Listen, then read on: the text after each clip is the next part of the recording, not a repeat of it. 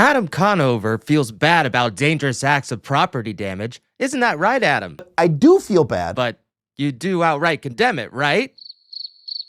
Right? You know, it's a good question. I think we're really gonna go through like a cultural change on how we think about that. You know, it's morphing so quickly. You know what I mean? You are somebody, I am nobody. Thank you for watching the channel. Please like and subscribe, and please stay till the end because I have a special message for Mr. Adam Conover. Now, to fill you guys in, let's find out who Adam Conover is. He is a former actor and writer of CollegeHumor, now Dropout TV, host of the popular show Adam Ruins Everything. That eventually moved to True TV, and according to Wikipedia, endeavors to debunk common misconceptions held by the public on a variety of topics.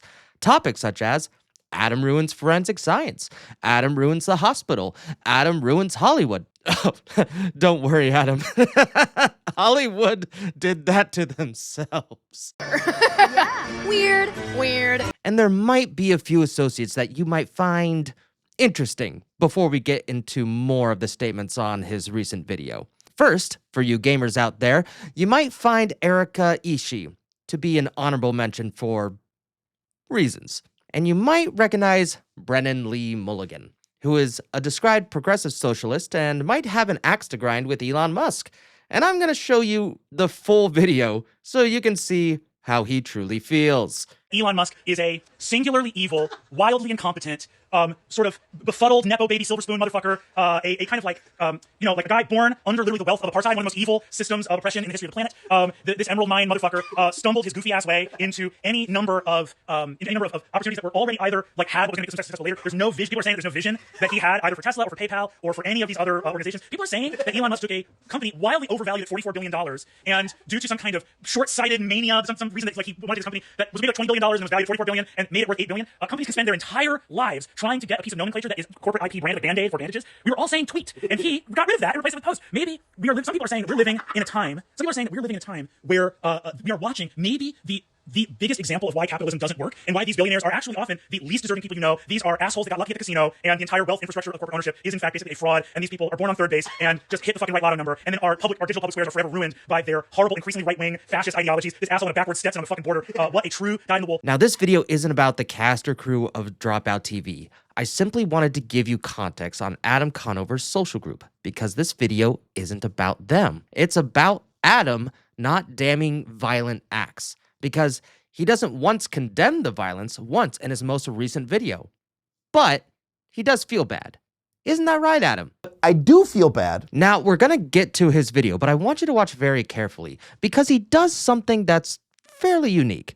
At the very beginning, he's giving his opinion, he's showing off articles to support his opinions, and that's more than fine.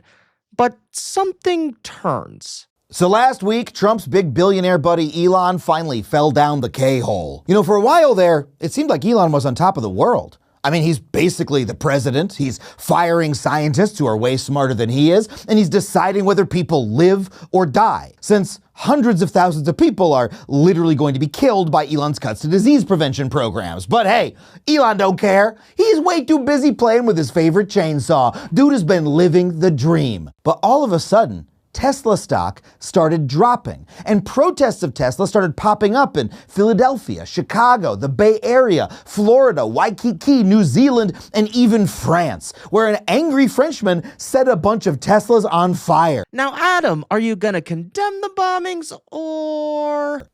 Say what you will about the French, but I guess they really don't like Nazis for some reason. If Adam Conover wants to call Elon Musk a Nazi, that's his right. I disagree, but that's his right. But I'm still not seeing him condemn the violence. He keeps calling them protests. And Adam even says how satisfying it is to watch. Now, I'm not gonna lie, all of this has been pretty satisfying to watch, but it's more than just schadenfreude. The turn against Tesla in American society is proof that Elon is not invincible, but that in fact he and Trump are extremely vulnerable to public pressure, and it provides a roadmap for how average people can push back against what is happening in this country. And in this video, I'm gonna tell you about it. I wonder what that roadmap would look like.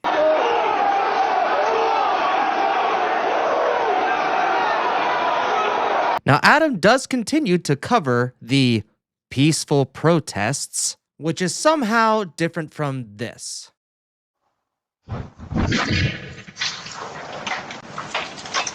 But hey, it's not terrorism if it's a residential area. Property destruction are bad. Just a quick reminder. But one might also argue that unconstitutionally vandalizing an entire government that serves hundreds of millions of people is a bigger fucking deal than a little spray paint on the most taggable car I've ever seen. I mean, literally, Cybertrucks are flat and made of stainless steel. It's the perfect canvas. How is a graffiti artist supposed to resist? I don't know, by not doing it? You can't stop stupid. Some strains of stupid are just immune to everything we can throw at it. Now, I want to skip to the he feels bad. And we're going to take a look at this clip and see how he explains himself. But I do feel bad for regular people who just bought a Tesla a couple years ago because they wanted a nice car to drive. They were probably busy doing normal people stuff when Musk started going off the right-wing deep end. You know, until recently, you had to be chronically online to know that Elon became a shitbag. But still, you won't condemn the violence. And you know what? He goes on the rest of this video on his opinions, what he thinks of Elon Musk, what he thinks about Trump, and that's more than fine. But here's what truly baffles me, because, hold on, let me give you an example.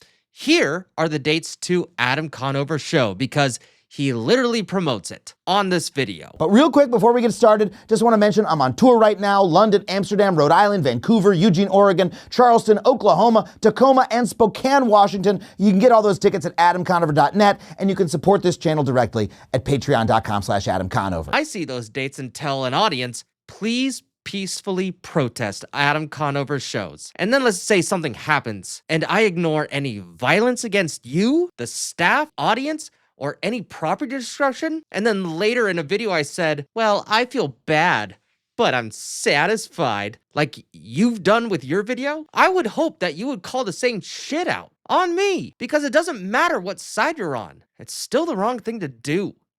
But at least I can condemn it. I can condemn the violence.